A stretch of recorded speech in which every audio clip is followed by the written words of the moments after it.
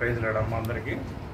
ఈరోజు మనం దేవుని వాక్యాన్ని కొద్ది నిమిషాలు ధ్యానించాం. బైబిల్ ఉన్నోళ్ళు తీసి చక్కగా చదవండి, తొందరపడకండి, అందరికీ అర్థమయ్యేటట్టు చదవండి. 8వ అధ్యాయము 4 నుండి 18 వరకు మన ఈరోజు వాక్యం ధ్యానాంశము. క్లియర్గా చదవాలి, తొందరపడద్దు, నీట్గా చదవండి. ప్లస్ ఇంకోటి, యేసయ్య ఒక చక్కని ఉపమానం చెప్పాడు. ఒక చక్కని ఉపమానం అందరికీ అర్థమయ్యే రీతిలో చెప్పాడు. అంటే ఈ వాక్యము వినేవాళ్ళు, వాక్యము ఆలకించి వదిలేసే వాళ్ళ గురించి, వాక్యాన్ని అసలు పట్టించుకోలేని వాళ్ళ గురించి సూపర్గా చెప్పాడు అనమాట మత్తయి సువార్త 8వ అధ్యాయంలో. సో దాన్ని మనము ఇంతవరకు విన్నారు. సో అది చాలామంది మర్చిపోయారు కూడా. అది చూడండి, చదవండి ఒకసారి. వాక్యం అంటే వాక్యంలో ఉన్నోళ్ళు ఎలాగుంటారో, వాక్యంలో లేనోళ్ళు ఎలాగుంటారో, వాక్యంలో ఉంటే వాళ్ళ జీవితం ఎలాగుంటుంది అనేది యేసయ్య ఈ కథని క్లుప్తంగా వివరించాడు మనకి. సో అది ఒకసారి విందాం మనం. చదవమ్మా. లూకా సువార్త 8వ అధ్యాయం చదవండి, 4 నుంచి 18 వరకు. బహుజన సమూహం కూడి ప్రతి పట్టణం నుండి ఆయన యుద్ధకు వచ్చుచుండగా ఆయన ఉపమాన రీతిగా ఇట్లా నేను విత్తువాడు తన విత్తనములు విత్తుటకు బయలుదేరాను. ఓకే. అతడు విత్తుచుండగా కొన్ని విత్తనములు త్రోవ పక్కన పడి త్రొక్కబడిన గనుక ఆకాశ పక్షులు వాటిని మింగివేసిన. ఒక్క నిమిషం చూసారా, యేసయ్య ఏం చెప్తుందంటే, ఏదైనా సరే అందరికీ ఆయన్ని ఎక్కడికి వెళ్తే అక్కడ జనసమూహాలందరూ వెంబడించిస్తున్నారు. ఆయన చాలామంది ప్రజలు వెంబడిస్తున్నారు. యేసయ్య దగ్గరికి వెళ్తే నా రోగం బాగైపోద్ది, యేసయ్య దగ్గరికి పోతే నా కాలు బాగైపోద్ది, యేసయ్య దగ్గరికి వెళ్తే నా కన్ను బాగుంటుంది, యేసయ్య దగ్గరికి వెళ్తే అంటే ఏవేలో ప్రాబ్లమ్స్ ఉన్నోళ్ళు యేసయ్య దగ్గరికి వెళ్ళిపోతే నా సమస్యలన్నీ క్లియర్ అయిపోతాయి అని చెప్పేసి చాలామంది జనాలు యేసయ్య ఎక్కడికి వెళ్తే అక్కడ పెద్ద సమూహములుగా దండాలుగా వచ్చేస్తున్నారు అనమాట. సో ఆయన ఏం చేశాడంటే, ఎప్పుడు యేసయ్య ఎప్పుడు ఏం పని చేసేవాడు, ఆయన ఎప్పుడు టైంని వేస్ట్ చేసుకోలేదు, ఎప్పుడు కూడా కాలయాపన చేయలేదు. ఆయన ఎప్పుడు కూడా ఏమాత్రం జనాలు వచ్చినా వాళ్ళ భవిష్యత్తుకు ఉపయోగపడేది, వాళ్ళని దేవుని దగ్గరికి చేర్చే మాటలే ఎప్పుడూ చెప్పేవాడు. దేవుని దగ్గరికి చేర్చే మాటలే చెప్పేవాడు. ఈ లోకంలో ఉన్నంత వరకు ఆయన తండ్రి గారు వాళ్ళు ఏ ఆజ్ఞ అయితే పొందాడో ఆ ఆజ్ఞని తూచా తప్పకుండా ఆయన పాటిస్తూ మనకి మాదిరికరంగా ఉంటూ ముందు జనరేషన్లందరికీ ఉపయోగపడేటట్లుగా చాలా చక్కని వాక్యాలు సందేహాలు ఇచ్చాడు దేవుడు. సందేశాలు మనకి జారీ చేశాడు. దాని ప్రకారం ఉండమన్నాడు. ఉంటే మనకి మంచిదా చెడ్డదా? మంచిది. ఆ ప్రకారం జీవించడానికి మనం ప్రయత్నం చేయాలి. యేసయ్య చెప్పింది ఏమైనా రాళ్ళ మీద నడండి, ముళ్ళుతుప్పల మీద నడండి, అగ్గిలో నడండి అని అనలేదు. వాటినన్నింటినీ తప్పించుకోవడానికి దేవుని వాక్యాన్ని అనుసరించండి, జాగ్రత్తగా ఉండండి అని చెప్పాడు. అది చాలామంది మనలో చాలామంది కష్టం అనుకో, కానీ అలాగే కష్టపడదు. దేవుని వాక్యాన్ని ఇష్టంగా వినాలి. అప్పుడు దేవుడు కూడా మిమ్మల్ని ఇష్టంగా దీవించడం మొదలెడతాడు. దేవుని వాక్యాన్ని కష్టంగా వినడం, దేవుని వాక్యం ఇక్కడ పాస్టర్ వాక్యం చెప్తుంటే ఇంట్లో ఏమైపోతుందో, ఇంట్లో అదైపోతుందో, అది ఉందో లేదో, ఎవరైనా తీసుకుంటారా, ఇలాంటి కాసేపు వదిలేడు. దేవుని వాక్యం వినేటప్పుడు కాసేపు ఇవన్నీ పక్కన పడేయాలి. ప్రతిరోజే ఉంటాయి పనులు, కానీ వాక్యం వినేటప్పుడు చక్కగా వినాలి. ఎందుకంటే మాట్లాడుతున్న పరిశుద్ధాత్మ దేవుడు కాబట్టి ఆ వాక్యం ఎవరు చెప్తుండ్రో అనేది మనకు అనవసరం. అక్కడ వాక్యం చెప్పించేవాడు దేవుడే, ఆయనే చెప్తాడు.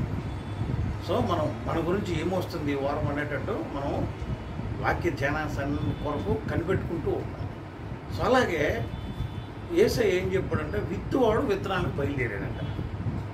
ఆయన అంటే పొలంలోనూ విత్తనాలు అంటే ఇప్పుడు మన రైతులు ఉంటారు కదా, అదే పొలంలో ధాన్యము, లేకపోతే నువ్వులైతే నువ్వులు, పెసలైతే పెసలు, ఏ కాలానికి పండుతాయో అని చూసుకుని వాళ్ళు ఏం చేస్తారంటే విత్తనాలు తీసుకొని ఆ దున్నిన తర్వాత చల్లి వాటిని పండించితే మనము భోజనాలు చేస్తాం. అలాగే విత్తవాడట విత్తనాలు విత్తడానికి బయలుదేరాడట. విత్తితే కొన్ని పక్కన పడ్డాయి, కొన్ని పక్కన పడిపోతే అవి ఏమైపోయినాయి, ఆకాశ పక్షులు పక్కన దారిలో కొన్ని పడేసరికి ఏమైపోయిందంటే ఆకాశ పక్షులు చూసి వాటిని టకా తినేసాయి, మింగేసినాయి. రైట్, నెక్స్ట్ చదువు. మరికొన్ని రాతి నేలను పడి మొలిచి చెమ్మలేనందున ఎండిపోయింది. మరికొన్ని విత్తనాలు ఎక్కడ పడ్డాయంట, రాతి నేలను పడ్డాయంట. రాతి నేలను పడినా మొలకెత్తింది పాపం. అయితే రాతి నేలలో పడిన మొలకెత్తిందంటే అక్కడ ఏదో ఆ టైంలో చెమ్మ ఉండొచ్చు. కొన్ని రోజుల తర్వాత చెమ్మ ఆరిపోయింది, మొక్క చచ్చిపోవడం మొదలైపోయింది. నెక్స్ట్ చదవమ్మా. మరికొన్ని ముండ్ల పొదల నడుమ మరికొన్ని ఎక్కడ పడ్డాయంట, ముండ్ల పొదల్లో కూడా పడ్డాయంట ఈ విత్తనాలు. నెక్స్ట్ ముండ్ల పొదలు వాటితో మొలిచి వాటిని అణిచివేసి. ఈ ముళ్ళ తుప్పల పడిలో విత్తనాలు ఉన్నాయి కదా, ఈ ముళ్ళ తుప్పలు కూడా పెరుగుతూ ఉంటాయి, మొక్క కూడా పెరుగుతూ ఉంటుంది. అయితే ఈ మొక్కని ఎదగినవి కంటే ఆ ముళ్ళ తుప్పలు ఏం చేసి అణిచే అవకాశం ఎక్కువ ఉంటుంది. ఎందుకంటే ముళ్ళ తుప్పలు తుప్పల్లాగా పెరుగుతాయి కాబట్టి ఈ మొక్కని పైకి రాండి, ఆ మొక్కల మధ్యలో పడిపోతాయి. సో అది. నెక్స్ట్ చదవమ్మా. మరికొన్ని మంచి నేలను పడిన అవి మొలిచి నూరంతలుగా ఫలించిన నేను ఈ మాటలు పలుకుచు వినుటకు చెవులు గలవాడు వినుడుగాక అని బిగ్గరగా చెప్పాను. వింటున్నావా? మరికొన్ని ఎక్కడ పడ్డాయి, మంచి నేల విత్తనాలు పడ్డాయి. అవి మంచిగా మెలిచి 10 100 ఫలించిన. ఇది ఎవరికి అర్థం కాలే శిష్యులకి, ఇది ఎవరికి అర్థం కాలే.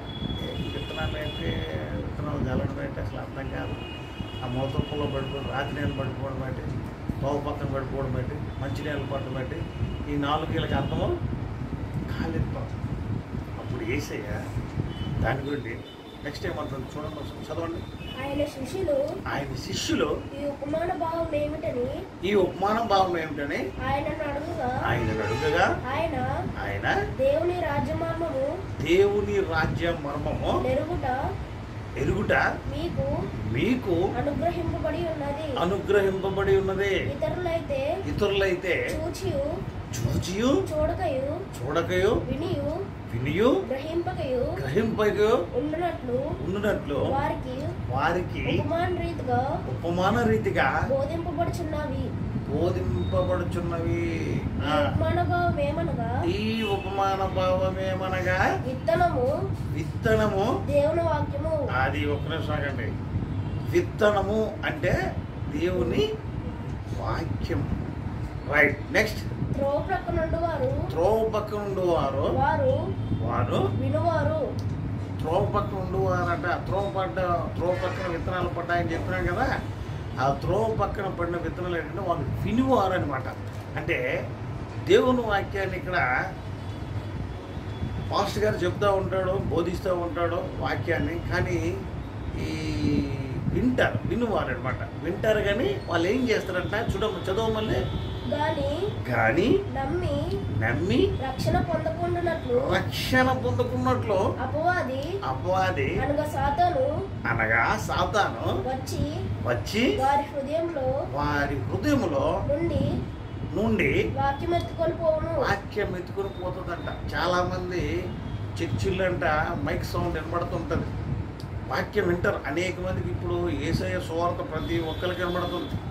దేవుని రాకడ సూచనలు దగ్గర పడుతున్నాయమ్మా, దేవుని రాకడ సూచనలు దగ్గర పడుతున్నాయి, దేవుని నమ్ముకోండి, యేసయ్య నిజమైన దేవుడు అని చెప్పిన కొంతమంది వింటారు. కానీ ఆ విన్న వాక్యాన్ని ఆ సరిగ్గా అటు ఇటు ఉంటారు కాబట్టి ఆ వాక్యం ఏమవుతుందంట, ఆ సైతానగాడు వచ్చి వాళ్ళ హృదయంలో దేవుని వాక్యాన్ని ఎత్తుకొని పోతాడు. అంటే సరిగ్గా ఆ హృదయంలో ఆ వాక్యం ఇమ్మడకంట వాళ్ళని అటు ఇటు చేసేస్తుంటారు అనమాట. అందుకనే వాక్యం మనం చెప్పినప్పుడు వినాలి బాగా, ఎందుకంటే ఇది దేవుని వాక్యం.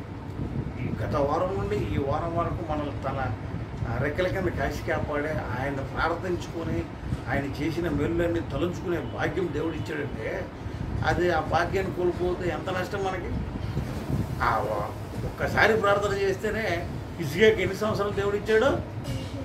15 సంవత్సరాలు ఆయుష్ ఇచ్చాడు. వారానికి ఒకసారి కూడా వచ్చి ప్రార్థన చేయకపోతే ఎట్లా?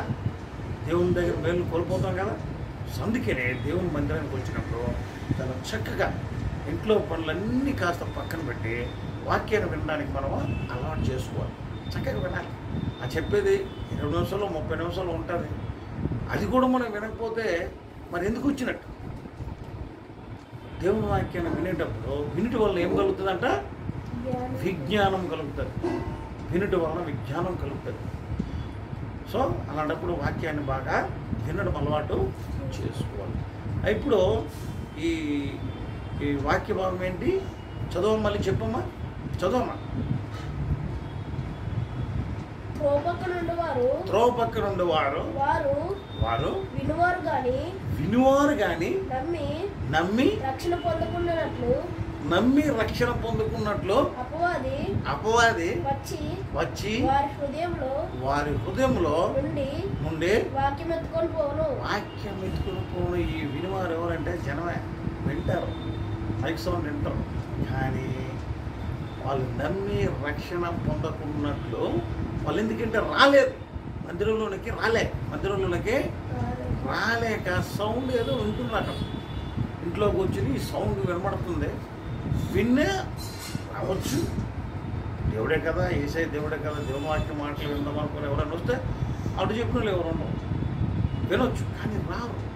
ఆ రాకపోయినందుకు ఎవడు వస్తాడంట? ఆ విన్న వాక్యాన్ని ఎవడు ఎత్తుకెళ్ళిపోతాడంట? అపవాది అనగా సాతాను ఏం చేస్తాడో, నువ్వు దూరంలో ఉన్నప్పుడు ఆ వాక్యం విన్నే నీలో ఉన్న వాక్యాన్ని హృదయంలో ఉండకంట, నువ్వు సరిగ్గా దాన్ని పట్టుకోనివ్వకంట సైతాన్ గడ దాన్ని ఏం చేస్తాడో తీసేస్తాడు. నీ హృదయం వాక్యాన్ని తీసేస్తాడు. ఎందుకంటే నువ్వు దేవునికి దగ్గర అయిపోతే వాడికి ఇష్టమో ఉండదు.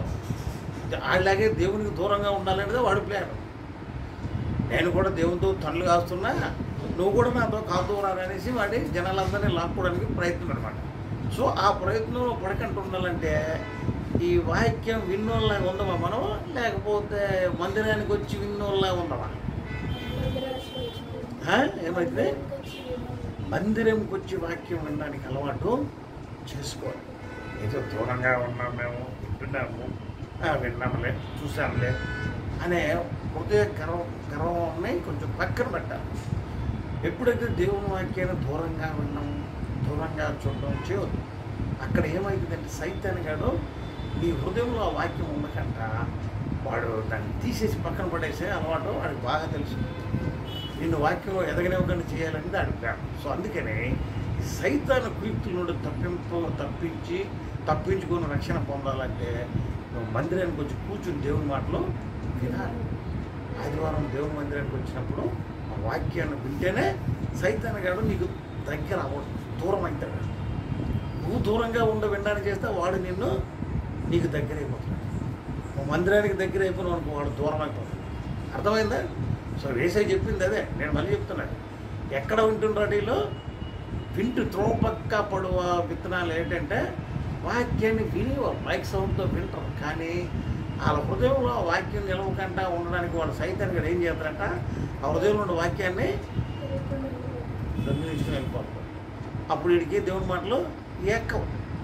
అందుకనే ఎప్పుడైనా ఎక్కాలంటే వాక్యం చెప్పినప్పుడు, ఎవరైనా పాస్టర్ గారు చెప్పినప్పుడు ఆ వాక్యాన్ని శ్రద్ధగా వినాలి. ఏ సంఘంకి వెళ్ళినా భయలేదు, ఏది చేసినా పర్లేదు, ఏ మందిరానికి వెళ్ళినా భయలేదు, కానీ కాకపోతే నువ్వు వాక్యం వినవాలంటే అలవాటు చేసుకోవాలి. బైబిల్ చదవడం అనేది అలవాటు చేసుకోవాలి. No problem. ఈ సంఘంకి వెళ్తే మంచిది, ఆ సంఘంకి వెళ్తే అని నేను అన్నగాని ఏ సంఘమైనా ఎవరైనా చెప్పేది యేసయ్య మాట్లాడుతూ బైబిల్ త్రూ చెప్తారు. దేవుడు ఏం చెప్పాడో అదే చెప్తారు. కాబట్టి ఎక్కడైనా వాక్యాన్ని వాళ్ళు చెప్పడం చెప్తారో మనం వినేటప్పుడు వినడం కూడా అలవాటు చేసుకోవాలి. అప్పుడే దేవుని వాక్యం మనలోకి ఎక్కి మనం ఫలించి అభివృద్ధి చెందడానికి అది దారి చూపెడుతుంది. ఆ వాక్యం వెలుగులో నడడం అనేది అలవాటు చేసుకోవాలి. నెక్స్ట్ చదువు ఒకసారి.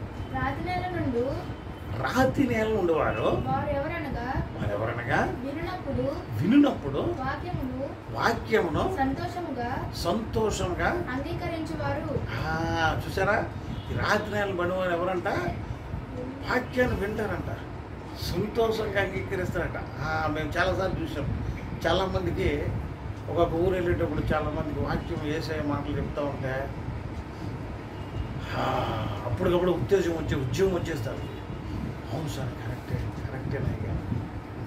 సార్, మాస్టర్ గారు కరెక్టేనండి, అవునండి అని అంటాం. కానీ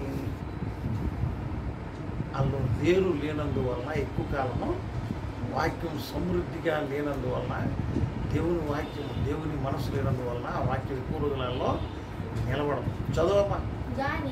కానీ వాటికి వేరు లేనందున కొంచెం కాలం నమ్మి శోధన కాలమున అదే అన్నమాట తొలగిపోతారంట. ఈ రాత్రి నేలను పడేవారు ఎట్లంటే వాక్యం చెప్తే వింటారు, బాగా సూపర్ అంటారు. అప్పటికప్పుడు ఉద్యోగం వచ్చేస్తుంది, చాలా వింటారు, నమ్మకం కూడా వచ్చేస్తుంది. కానీ పడ్డమే ఎక్కడ ఉన్నాడు అసలు? ఆ రాతి నేలను దాటి ముందుకు రాడు. రాతి అంటే లోకం. ఈ లోకం అనే దాన్ని, ఈ లోకము అనే ఆ సరిహద్దును దాటి నువ్వు ముందుకు వస్తేనే దేవుని మందిరానికి రావాలి. దేవుని దగ్గరికి వస్తేనే, లోకాన్ని విడిచి దేవుని దగ్గరికి వస్తేనే నీలో ఉన్న వాక్యం ఫలిస్తుంది. దానివల్ల దేవుడు నీకు మేలు చేస్తాడో, మేలు ద్వారా నువ్వు పరలోకానికి దక్కించుకునే అవకాశం ఉంటుంది. కానీ వీళ్ళు రారు, ఆ వేరు లేదు. ఎక్కడ పడ్డారో బండ మీద. అందుకనే బండ మీద వాక్యం మొలిచే చెట్లు లేకుండా మన వాక్యం ఎక్కడ? మందిరానికి వచ్చి వినాలి. ఆ మందిరంకి వచ్చి వినేటప్పుడు ఆ వాక్యం మనలో ఫలించాలి. ఆ వాక్యం ఎప్పుడు ఫలిస్తుంది? ఏదో అమావాస్య పుణ్యానికి వాక్యం ఎక్కడో వినేసి కరెక్ట్ అండి, చేసేయండి, సూపర్ దేవుడు అండి, అదేండి మంచి దేవుడు, నిజమైన దేవుడు అండి అని అంటాం. కానీ సరిగ్గా వాక్యం వాళ్ళలో సరిగ్గా మొలకెత్తాలంటే ఏం చేయాలి? దినదినం వాక్యంలో ఎదగాలి. ఏమి చదవాలి, వాళ్ళు చదవాలి, వినరు, రోజు వినరు. సో వాళ్ళలో ఎప్పుడో వింటారు, ఎప్పుడు దేవుడు కనుక దానివల్ల ఉపయోగం ఏమీ లేదు అని అర్థం. కొంతమంది అంటారు చూడు, చాలామంది అవునండి మేము నమ్ముతామండి అని అంటారు. నమ్మకం ఎలా ఉండదంటే వేరు లేని. అందుకే ఆ వేరు లేకుండా నమ్మడం ఏమవుతుంది? అది మధ్యలోనే చచ్చిపోయే అవకాశం ఉంటుంది మొక్క. అందుకని అలా ఉండకూడదు. మన వాక్యం చదువుకునేటప్పుడు, యేసయ్యని నమ్ముకునేటప్పుడు పరిపూర్ణంగా నీ పూర్ణ ఆత్మతో, నీ పూర్ణ బలంతో, నీ పూర్ణ మనసుతో నీ దేవుడిని యెహోవాని ప్రేమించాలి, పూజించాలి, ప్రార్థన చేయాలి. అర్థమైందా? నమ్మినవారు ఒకసారి స్తోత్రం చెప్పండి. సో అట్లే వాక్యం వినేటప్పుడు చాలా జాగ్రత్తగా వింటూ ఆ వాక్యములో కట్టబడాలి. ఆ వాక్యాన్ని విన్న వాక్యాన్ని వదిలేకుండా ఏదో చెప్పాడులే పాస్టర్ చెప్తా ఉంటాడు, మనకేం పని ఇంకోటి ఉండదు, అదే కదా పని అనుకోవటం. అది కాదు. వాక్యం చెప్పించేవాడు దేవుడు. చెప్పినోడు పాస్టర్ అయినా చెప్పించేవాడు ఎవడు? దేవుడైన యెహోవా యేసయ్యతో చెప్పిస్తూ ఉంటాడు. ఆ మాటలు మనం వినాలి. విని దాని ప్రకారం నడుచుకుంటే దేవుని మార్గంలో వెళ్ళే అవకాశాలు ఎక్కువ ఉంటాయి. దేవుని మేలులు పొందుకునే అవకాశాలు ఎక్కువ ఉంటాయి. తద్వారా మనం పరలోక రాజ్యాన్ని చవి చూడవచ్చు. నెక్స్ట్ చదువు. ముండ్ల పొదల్లో పడిన విత్తనములు పోలిన వారెవరనగా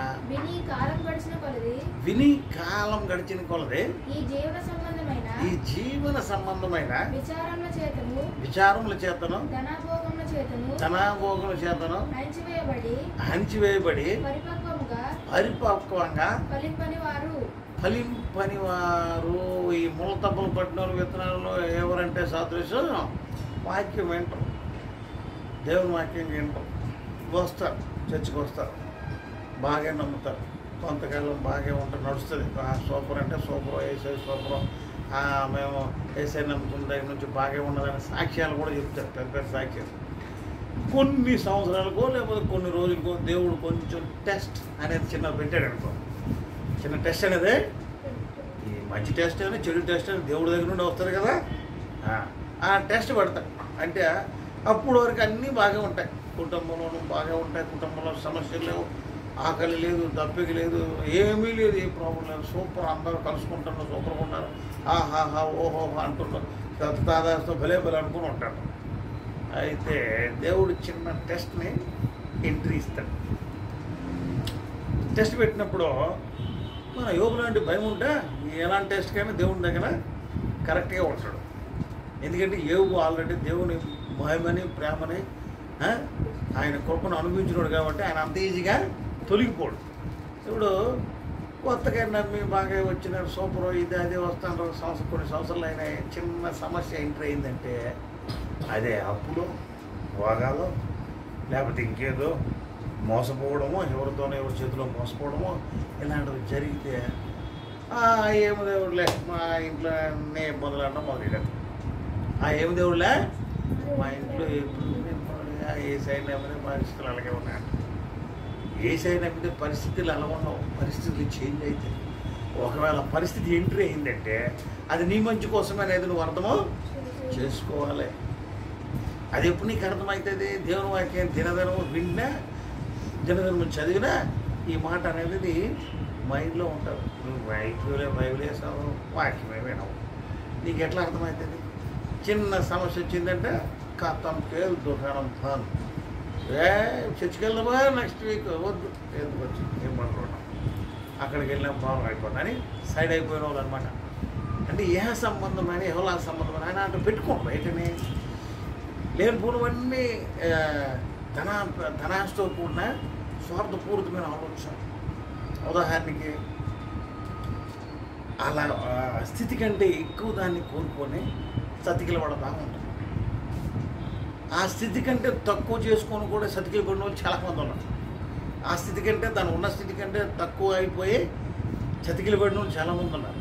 అలా వాళ్ళే చేసుకుంటారు కొంతమంది, వాళ్ళే చేసుకొని. ఉదాహరణకి సపోజ్ ఏదో అప్పులు చేసేయడం, తనకు మాలిన అప్పులు అంటే తను కట్టలేని స్థితిలో లేని అప్పులు దొరికినాయి కదా లాగేయడం, అది కట్టలేడు, ఇబ్బంది పడతాడు, దాని గురించి దేవుని తిట్టాడు. లేకపోతే ఒక పంట ఆ సంవత్సరం సరిగ్గా రాలేదని, అది ఇంట్లో ఏదో సమస్య వచ్చిందనో, ఒంట్లో రోగం వచ్చిందనో, ఇవన్నీ దేవునికి తెలియదు ఏమీ లేదు ఇందులో. నువ్వు పుట్టిన దగ్గర నుండి చచ్చేంత వరకు నేనే, ఉదయం వచ్చే వరకు నేను ఎత్తుకునేవాడు నేనే అంటుండే కదా. మరి అందులో నీకేమేమి వస్తుందో రోజువారీ నీకేమేం కావాలో దేవుని గెలవరా తెలుసు. మరి నీకు ఆ మైండ్ రావాలంటే నువ్వు వాక్యం చదవాలి. ఆ మైండ్ మీద ఉండవు, ఏం చేస్తారు? దేవుడి మీద నిన్న పట్టుకొని వేసేస్తారు. యోబు గారి భార్య యోబు గారి భార్య గుంపు కూడా ఉందన్నమాట. పట్టుకొని ఎంట్రీ అయిపోతారు అందులో, దేవుడిని టక్కుమని అన్నిటిమే. వాళ్ళకి ఏదైనా మంచి వాళ్ళు ఏదో ఒకటి అనుకుంటారు, అది తప్పిపోయి ఇంకోలాగా అయిందనుకో రూటు, అమ్మో ఇది కాదు, వాళ్ళు చేసిన పద్ధతే కరెక్ట్ కాదు అని వాళ్ళు అర్థం చేసుకోరు. టఫీమని ఏం చేస్తారు? దేవుడి మీద నేను తీసేస్తాను. అలా కాదు. నీ జీవితంలో నా జీవితంలో ప్రతి దాన్ని ఎంట్రీ ఇచ్చేది దేవుడే. ఆ ఎంట్రీలో అది మంచే కానీ చెడే కానీ అది మన మంచి కోసమే. కొంచెం ఓపిక కలిగి మనము ప్రార్థనాపూర్వకంగా ఉన్నట్టయితే ప్రతి విధమైన శోధనను కూడా మనం ఈజీగా దేవుని నామంలో జయించగలుగుతాం. ఆ విశ్వాసం నీకు ఉండాలి. ఏ సమస్య అయినా సరే దేవునికి తెలియని సమస్య నీ దగ్గర ఏమీ ఉండదు. నువ్వేదో అపోహపడిపో. దేవుని వాక్యం చదవక, దేవుని వాక్యం వినక, దేవుని మార్గాల్లో నడవక నీ పరిస్థితి అధోగతి పాలై నువ్వే అధోగతి పాలు చేసుకుంటావు, లబ్బో దిగ్గోమంటావు తర్వాత. అలా ఉండకూడదు. దేవుని వాక్యాన్ని వినడం అర్థం చేసుకో, వినడం అలవాటు చేసుకో, అర్థం చేసుకోవడం అలవాటు చేసుకో, చదవడం అలవాటు చేసుకో, ప్రార్థన చేయడం అలవాటు చేసుకో. నీ జీవితంలో సైతానగా నీ దరిదాపులు కూడా రాడు. ఎందుకు రాడంటే దేవుని వాక్యం ఎక్కడ ఉంటుందో ఆడు దూరం అయిపోతుంది. దేవుని వాక్యం ఏ ఇంట్లో ఉండదో వాడి ఎంట్రీ ఈజీగా అయిపోతుంది. వాడి ఎంట్రీ ఈజీగా అయిపోయే. కానీ దేవుడు సమస్యను దేవుడు ఎంట్రీ చేయిస్తే సూపర్. ఒకవేళ నీ టెస్ట్ కోసం సమస్య వచ్చిందంటే అందులో నువ్వు దేవుడు ఎప్పుడైనా దేవుడిని కరెక్ట్గా నువ్వు ఆశ్రయించావంటే ఆ సమస్యకే నువ్వు సమస్యలా తయారవుతావు. నేనేం చేయలేదు సమస్య. కానీ దేవుని మార్గంలో సమస్యను చూసి తొలగిపోయావా నీ బతుకు చంద్రవందలు అయిపోతాడు. ఇలా చాలామంది అయిపోతారు. నీ సమస్య వచ్చిందా ప్రార్థన చేయి, మంచి జరిగిందా కీర్తనలు పాడు, దేవుని స్తుతించు, ఇచ్చిన మెల్లుకి దేవుడిని పాడి కొనియాడడం అలా చేయరు. సమస్య వచ్చిందంటే ఇబ్బంది పడిపోవడమే, ఆ లేనిపోని మాట్లాడేస్తుంటారు. అలా చేయకండి. దేవుణ్ణి ఏదొచ్చినా, దేవా నీకు తెలియని సమస్య కాదు, అంతా నీ చిత్తమైతే నీకు ఇష్టమైతే ఈ సమస్య నుండే నన్ను బయటికి తీసుకురా తండ్రి అని ప్రార్థించాను. ఆ సమస్య ఏసునామములో పో అంటే పోతుందట, అంతే. కీలకతంలో కాలం ఈ విషయం తెలియక ఈ మాట పలకడం, నాకు ఈ మాట ఎప్పుడు పలుకుతావు, చిన్న రోగం వస్తే లబ్బో దిబ్బో మంటున్నావు అంటే నేనైతే ఏం చేస్తానో తెలుసా, నాకేదో వచ్చినా ముందు దేవుని దగ్గర పెట్టేస్తాను. యేసు నామములో ఈ సమస్యను నా దేవుడిని యెహోవా తొలగింపజేయును గాక, ఆమేన్ అంటారు. పోతుంది అంతే. విశ్వాసంతో ప్రార్థన చేసినప్పుడు విశ్వాస సహితమైన ప్రార్థన ఆ సమస్యలో నుండి నీకు విడుదల కలిగిస్తుంది అని నువ్వు అలవాటు చేసుకోవాలి. ప్రతి దానికి దేవుడి మీద ఆధారపడడం అనేది నా జీవితాల్లో అలవాటు చేసుకుంటే దేవుని మేలును మనము చూడవచ్చు. నెక్స్ట్ చదవమ్మా. మంచి నేల నుండి వారు మంచి నేలను విత్తనము పోలిన వారెవరనగా యోగ్యమైన మంచి మనస్సుతో వాక్యం విని దానిని అవలంబించి ఓపికతో ఫలించేవారు. ఇంకా కొంతమంది ఉంటారట, మంచి నేలను పడు విత్తనాలు ఏంటంటే దేనికి సాదృశ్యం అంటే వాళ్ళు కూడా మంచి నేలను పడటం అంటే దేవుని వాక్యాన్ని మనలాంటి వాళ్ళు గట్టిగా పట్టుకొని ఎన్ని సమస్యలు, ఎన్ని నిందలు, ఎన్ని మోసాలు, ఎన్ని అబద్ధాలకు గురైపోయినా నా థింక్ వారిని నా దేవుడే చూసుకుంటాడు అనుకునే ఒక్కటే థింక్ మీద ఉంటాం. ఆ దేవుడికి తెలియదు ఏది ఈ సమస్య ఏ సున్నామలో పోను కాకంటే పోతుంది. అలాంటి విశ్వాసాన్ని కలిగి ఉండేటప్పుడు ఏ సమస్య నీకు పెద్ద సమస్య కాదు, సమస్యకే నువ్వు సమస్య అవుతావు. కనుక ఏ సమస్య నిన్ను కింద పడదొరయనేరదు. అది మా జీవితంలో అనుభవించాం. అందుకే మీకు చెప్తాను, నమ్మితే రక్షణ, నమ్మకపోతే నీ ఇష్టం, అంతకంటే లేదు. సో అందుకని మనం ఏం చేయాలంటే దేవుని మీద విశ్వాసం కలిగి జీవించాలి. ఓపికతో దేవా నాకు 1000 కోట్లు ఈరోజు వచ్చిన కాక, 1,00,000 కోట్లు వచ్చిన కాక, లేకపోతే 1,000,000 కోట్లు వచ్చిన కాక, అప్పుడే దేవుడు మంచిగా అంటూ కొంతమంది అలా స్టఫీమే జరిగిపోతుంది. ఇస్తాడు. దేవునికి సమస్తం సాధ్యమే. నమ్ముట నీ వల్ల అయితే నమ్మడానికి సమస్తమా సాధ్యమే, వస్తుంది. రైట్. దేవుని ప్రార్థన చేయి, ఓపికతో కనిపెట్టు. దేనికోసం, ఏం మంచి పనులు చేస్తావు, ఏం ఉద్ధరించడానికి నువ్వు అడిగినవాది. ఆ ఉద్ధరింపు ఏంటో దేవుడు తెలవాలి. నువ్వు అడిగిందంతా ఇస్తాడు. దేనికోసం, నువ్వు దేనికోసం అడుగుతావు అనేది కూడా అక్కడ చూస్తాడు. ఇవ్వడు అనట్లేదు. నేను మా జీవితంలో మేము పొందుకున్నాం, ఇస్తాడు దేవుడు. కానీ ఏం చేయాలా, నువ్వు చేసి దేనికోసం అడుగుతున్నావు అనేది కూడా ఆయన చూస్తాడు. ఫస్ట్ నీ హృదయ రహస్యాలను ఎరిగినా దేవుడు, నాకు వెళ్ళిపోవచ్చు నీ హృదయాలు ఏమో, కానీ నా దేవుడికి మాత్రం బాగా తెలుసు. అది మంచి పని, నలుగురికి ఉపయోగకరమైన పనులు, దానివల్ల దేవుని నామానికి మంచి పేరు వస్తుందంటే ఖచ్చితంగా నువ్వు ఆలోచించే ప్రతిదీ కూడా నీకు జరుగుతుంది. నువ్వు విశ్వాసంతో ఓపికతో కనిపెట్టాలి. అలా ఇలా ఫలించిన వాళ్ళే ఈ మంచి నేల పడ్డ విత్తనాలకి సాదృశ్యం. వింటారు, వాక్యం వింటారు. ఎన్ని ఒడిదుడుకులు వస్తుంటాయి, కుటుంబంలో ఒడిదుడుకులు వస్తాయి, వ్యక్తిగతంగా వస్తాయి, సొసైటీలో వస్తాయి, బయట వస్తాయి, లోకంలో వస్తాయి. లోకం నేను జయించున్నాను, లోకానికి మీరు భయపడకండి, నేను లోకాన్ని జయించి ఉన్నాను, భయపడకండి అన్నాను. దేవుని మీద ఆధారపడాలి. దేవుని మీద ఆధారపడినప్పుడు ప్రతి దాన్ని మనం ఈజీగా ఏ సమస్యనన్నా తన్ని తరిమేవచ్చు. తన్ని ఏసునామం ఏ విధంగా తన్ని తరిమేవచ్చు, ఏసునామంలో తప్పించి ఇంకో విధంగా దాన్ని తరమలేడు. గుర్తుపెట్టుకోవాలి. సమస్యను తన్ని తరవాలంటే ఏసే శక్తి ఫలాన్ని నువ్వు పొందుకోవాలి. అప్పుడే నువ్వు ఈ సమస్య అనే సైతాన్ని తరివేయగలుగుతావు. ఏసైనా పక్కన పెట్టి నేను విరోచితంగా ఫైట్ చేసేస్తానంటే సమస్య నువ్వేం చేయలేవు, సతికిలు పడిపోతావు. సతికిలా ఏం చేయాలంటే దేవుని వాక్యం అనే ఆయుధాన్ని పట్టుకోవాలి. దేవుని వాక్యం అనే ఆయుధాన్ని పట్టుకోవాలి. ప్రతిరోజు వాక్యాన్ని చదవాలి, దాని ప్రకారం దాన్ని గ్రహించాలి, దాని ప్రకారం నడుచుకోవాలి. అప్పుడే నీ లైఫ్ వెలుగుమయం, దేవుని దగ్గరికి తీసుకెళ్తుంది. నేను లోకంలో ఉన్నవన్నీ ఆశ, ఇవన్నీ ఈరోజు ఉంటే రేపు కనబడవు. అసలు ఈరోజు ఉంటే రేపు వీటిని లక్ష్య పెట్టకండి. యుగ యుగాలు ఎవరు గ్రీన్గా బ్రతికే దేవునితో ఉండాలనుకుని మన ప్రణాళిక ఉండాలి. ఇక్కడ ఈ లోకంలో ఉండేటప్పుడు మన ప్రణాళిక ఎలాగ ఉండాలి? ఉదాహరణ మనం డబ్బులు దాచుకుంటాం కదా, ఇన్సూరెన్స్ చేయాలి, అది చేయాలి, ఇది చేయాలి, నా తదనంతరం నా కొడుకు, నా తదనంతరం ఆడుకోవడం అలా వేసుకుంటాం కదా ప్లాన్లో. అలాగే మన ప్లాన్ ఎలా ఉండాలంటే అన్యజనులు అలా వేసుకుంటాం. వాళ్ళకి అది చూసుకోం, ఆస్తులు సంపాదించుకోవడం. ఇక్కడ ఉన్న ఆస్తులు ఎందుకు కూడా ఎవడు చనిపోయిన తర్వాత ఎవడు ఏం తీసుకుని వెళ్ళదు. ఈ ఆస్తి కాదు కావాల్సింది. యుగ యుగాలు దేవునితో నడిచే ఆస్తి కావాలంటే ఇక్కడ నువ్వు భూమి మీద ఉండేటప్పుడు నిజమైన దేవుని అర్థం చేసుకోవాలా, గ్రహించాలి, తెలుసుకోవాలి. తెలుసుకున్న తర్వాత ఆయన విడిచిపెట్టకుండా ఆయన మార్గాల్లో నడవాలి. అప్పుడే నిజమైన దేవుని దగ్గర నువ్వు యుగయుగమాలో జీవింపగలుగుతావు. అది పొందుకోవాలంటే ఇప్పుడే ఇదే రక్షణ దినము, ఇదే నమ్ముకోదగిన దినం, ఇదే నువ్వు రక్షింపడే దినం ఇక్కడే ఉంటుంది. నువ్వు నీ 2 కళ్ళలో చూసినప్పుడు యేసయ్య నిజమైన దేవుడు అని ఒప్పుకోవాలి. ఈ రక్షణ నువ్వు పొందుకుంటే దేవునితో యుగాలు మనము జీవించగలుగుతాం. అలాంటి అనుభవాన్ని పంచుకోవాలంటే దేవుని వాక్యంలో నడుచుకోవాలి. అట్టి విధమైన దేవుని భగవత్తులో యెహోవా దేవుడు యేసయ్య నామములో నిరంతరం మనకు అనుగ్రహించును గాక.